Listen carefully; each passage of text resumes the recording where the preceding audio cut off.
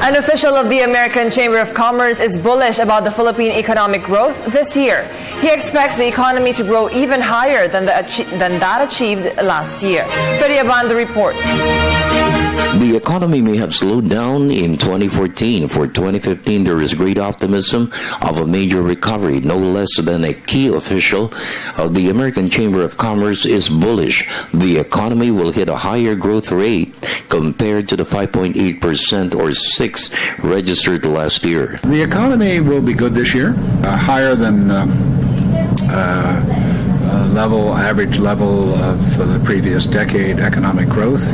I think in the range of 6 to 7%. You see continued high confidence by local business groups. One of the largest just announcing plans to spend 360 billion pesos on a variety of projects. John Forbes, senior advisor of the American Chamber of Commerce in the Philippines and Arrancada, an advocacy group of all foreign chambers in the country, expressed confidence key sectors of the economy will fuel growth. Manufacturing will sustain its surge. Since 2012, it has been consistent in its push to overcome its poor performance from 2008 to 2011. It has generated high-quality jobs to reduce poverty incidence, especially in the countryside. Foreign direct investments was a key driver for manufacturing to sustain growth. For the first months of 2014, the National Statistics Authority recorded close to $5 billion of foreign direct investments. Last year's foreign direct investment was almost 500% what it was in 2010. Hopefully that will continue. Tourism and business processing outsourcing maintained their spots as growth sectors. Despite a series of natural calamities which hit the country in late 2013 and 2014, tourist arrivals are up. Tourism accounts for 9% of the gross domestic product. The BPO industry hit the 1 million mark for employment with revenues of almost $15 billion. It's a boost for the services sector.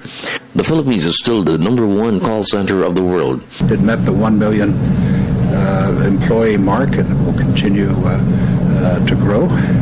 The sectors that are lagging are also well known: agribusiness and mining. I forgot to mention tourism, which has been growing, and 2015 is not only the APEC year for the Philippines to host 200 meetings up until the summit in November, but also it's the Philippine tourism year.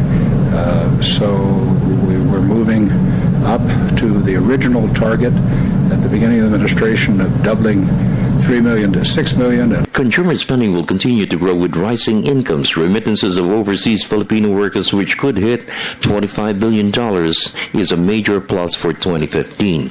This will trigger the rising number of middle-class families. You look at a number of the retail clothing chains that are and the small food chains, some quite new to the Philippine market, that are building 30 or 40 or 50 stores each year. And that's a sign of consumer confidence coming both from continued remittances and from some of the stronger growing sectors in the economy domestically. Government spending, especially for infrastructure, is starting in early January. It has a significant impact on the private sector to generate more economic activity. Poor spending in 2014 led to the fall of GDP growth. This year is the year for public sector construction. As you know, the slowdown in the third quarter was a reason for slower growth that year.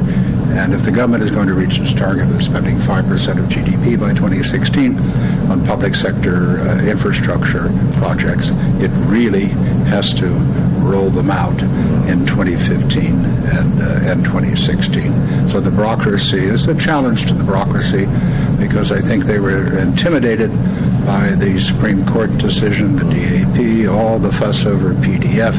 And when you're intimidated and you're afraid of COA or you're afraid of getting in trouble, you tend to do nothing. For the People's Television Network, this is Freddie Abando reporting.